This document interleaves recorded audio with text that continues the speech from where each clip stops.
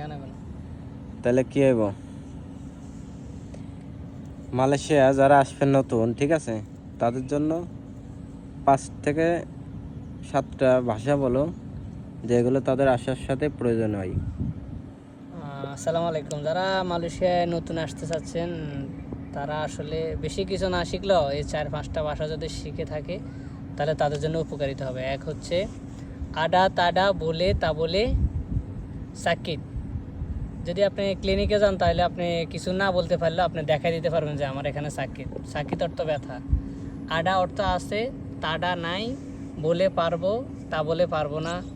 বলে এখানে শুধু পারবো না, অনেক ভাষায় হয়। বলে পারবো, বলে ঠিক আছে, সবগুলোই ব্যবহার হয়। কিন্তু আপনি যখন এই ভাষাগুলো শিখবেন তখন আপনার কাজ করতে আপনার কোনো অসুবিধা হবে না। ফার্স্ট টাইম আসার পরে আপনি কিন্তু এই কথাগুলো অনেক আপনার কাজে আসবে।